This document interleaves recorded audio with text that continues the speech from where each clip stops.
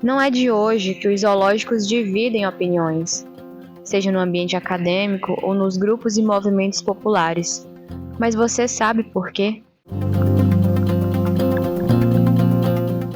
A história dos zoológicos é tão antiga quanto a própria adaptação do homem ao ambiente urbano.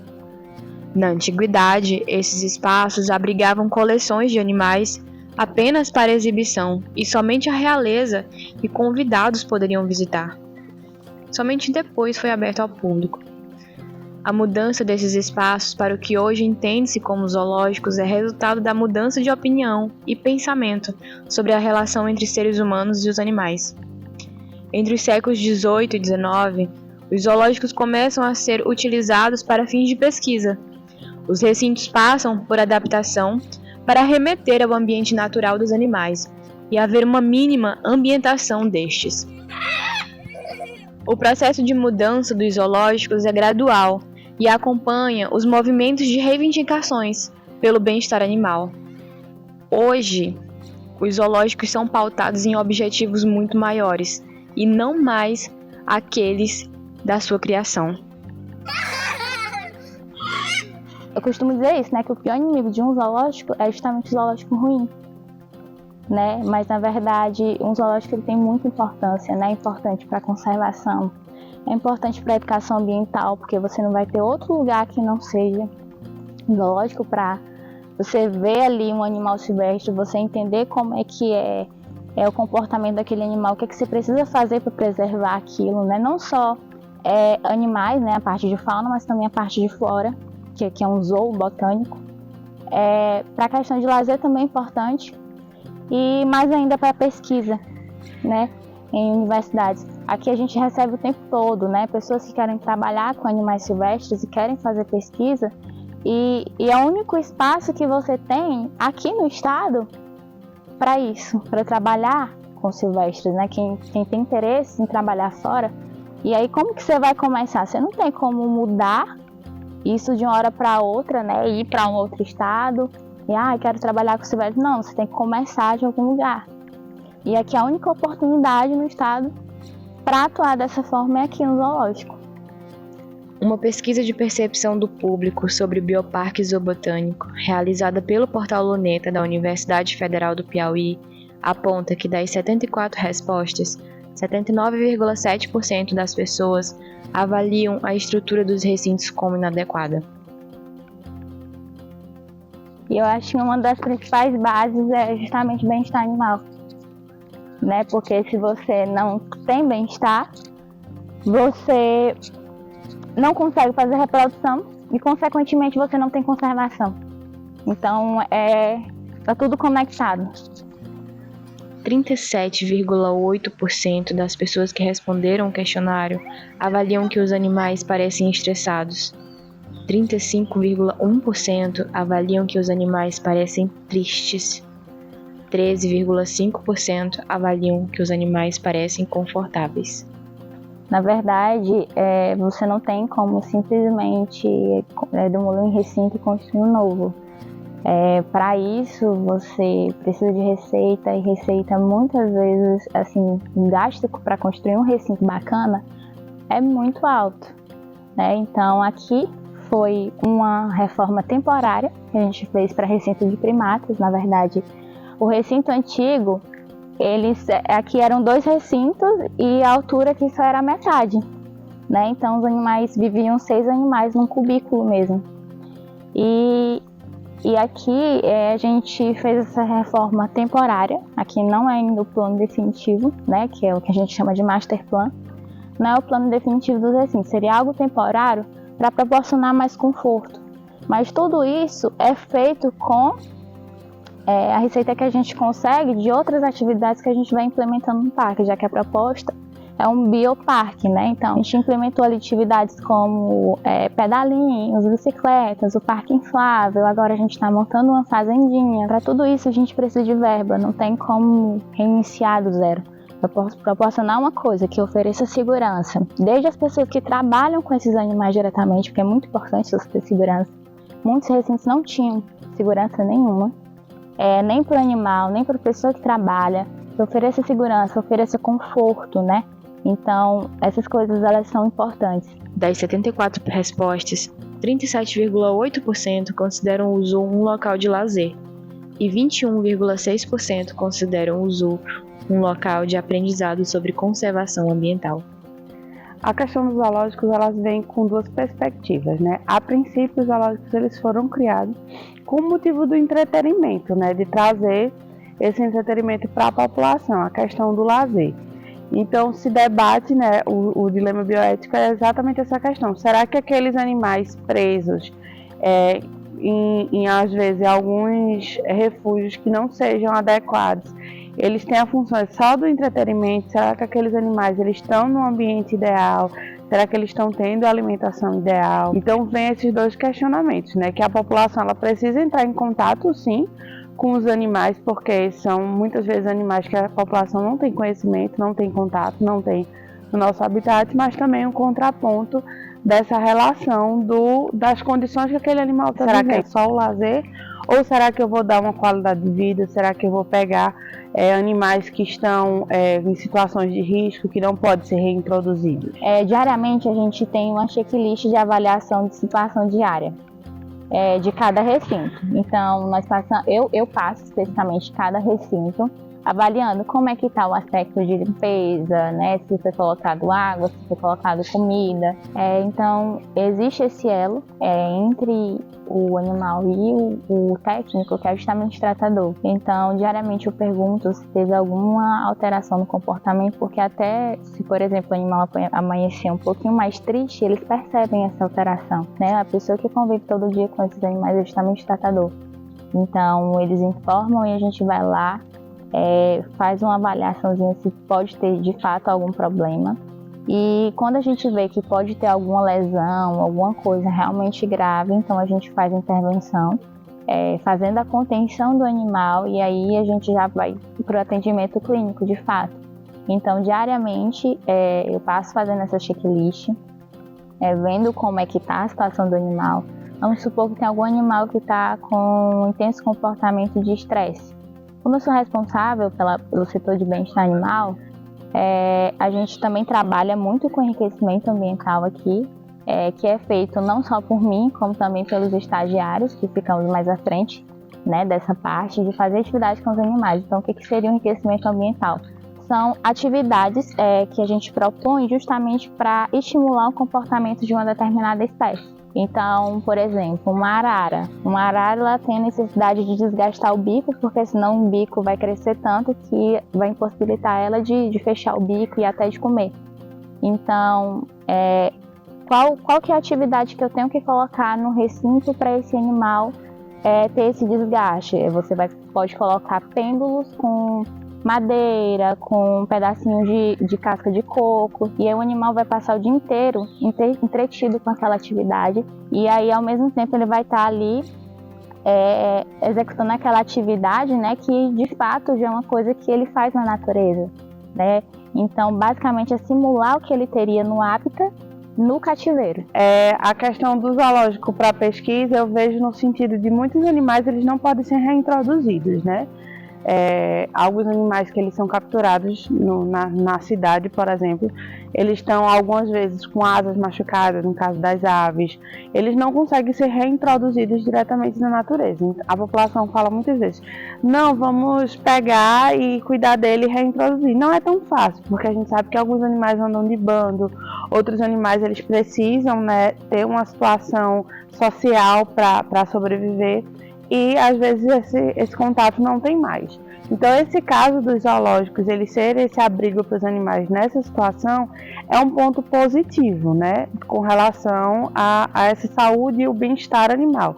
O que a gente precisa ver é o tamanho desses locais que eles estão ficando, se eles têm contato social com outros animais. Por exemplo, existem trabalhos que falam, né, que, por exemplo, os primatas, eles estão em uma jaula que tem outros primatas, então eles conseguem socializar, eles conseguem ter uma vivência maior.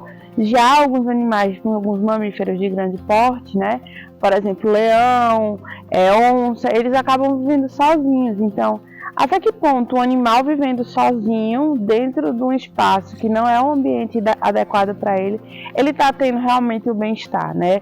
Porque às vezes a gente pensa, ele está tendo comida, ele está sendo tratado, está tudo bem. Não, mas ele é um animal, ele é uma vida, então ninguém queria estar preso sozinho em canto nenhum. Então, esse sentido do zoológico também a gente precisa pensar. Alguns animais, eles vivem de forma solitária e só vão ali andar com algum parceiro durante o período reprodutivo, realmente, né? Porque tem toda aquela questão de territorialismo. Em relação a animais específicos, por exemplo, felinos, é muito difícil você ver felino andando em grupos, né? Não tem isso.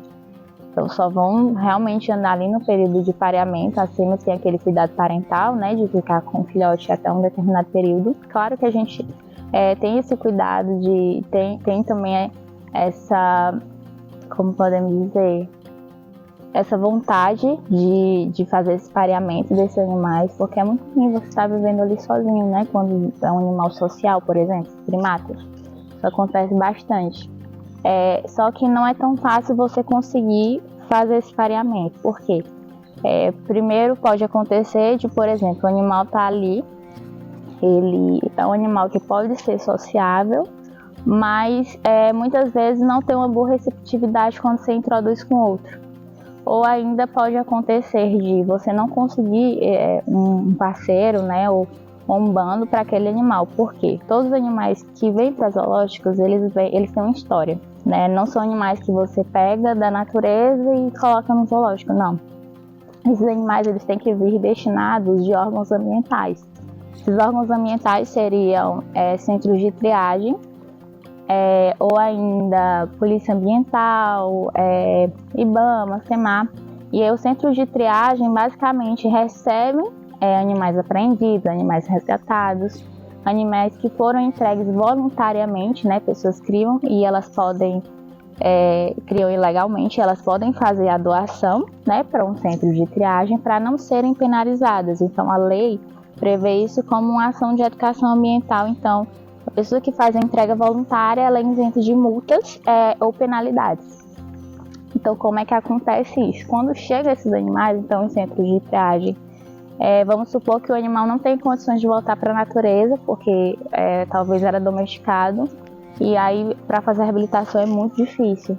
Então, para um animal desse, se virar na natureza, é bem difícil, é bem complicado. Às vezes a gente liga para um zoológico, outra vez vocês têm excedente e teve reprodução de, por exemplo, de cateto, né? E aí, se tiver excedente, você aceita, né, essa destinação e a gente faz todo o trâmite. Então, muitas vezes é bem difícil você conseguir, né, um excedente de animal e não é por falta de vontade de querer fazer esse pareamento. Na verdade, a gente está tentando com alguns animais. Bom, ao meu ver, o papel do zoológico vai muito além simplesmente um lazer ou um mercado para obter lucros, né? De um modo geral, os zoológicos têm um papel importante junto aos animais silvestres que por muitas vezes não podem voltar para o seu habitat natural. Além disso, é importante para a comunidade, não só acadêmica, mas a comunidade de modo geral, conhecer esses animais, aprender a respeitá-los. Quando a gente associa o zoológico e a universidade, vem uma outra linha extremamente importante, porque a academia, o conhecimento científico, ele pode ser muito bem utilizado no manejo junto aos profissionais que lá estão no zoológico, né? Tentando entender mais um pouco sobre a vida desses animais silvestres. Existem grupos com pensamentos diferentes e que essa discussão é muito importante e necessária. Não estou aqui para falar quem está certo e quem está errado. O importante dentro desse papel que o zoológico tem, ter um esforço para que as melhores condições possam ser dadas a esse animal, sem que ele sofra, sem que ele se prive de alguma outra necessidade, né? e não necessariamente extingui-lo. Porque uma vez extinguindo um espaço como o zoológico, onde esses outros animais que eu acabei de elencar iriam se encaixar? 56,8% das pessoas que responderam o questionário afirmaram faltar informações sobre os trabalhos desenvolvidos pelo zoobotânico, e 25,7% afirmam faltar informações sobre o histórico do animal. É importante comentar também sobre essa parte da importância de um zoológico como mantenedor de fauna para animais que são resgatados, né? Aqui a gente tem um exemplo do urubu-rei, que ele é um animal mutilado, né? Então ele quebrou a asa muitos anos atrás, foi trazido pela polícia ambiental, e aqui a gente fez o tratamento direitinho e ele voa muito rasante. Então seria um animal assim que, se solto, ele não conseguiria fugir de um predador. Já a Gaia, que é a fêmea dele, a Gaia, ela foi apreendida, né? É um animal extremamente dócil, também não teria como se virar na natureza. Seria um animal que seria facilmente recapturada. E é uma coisa assim surreal, mas é um animal que ele era domesticado.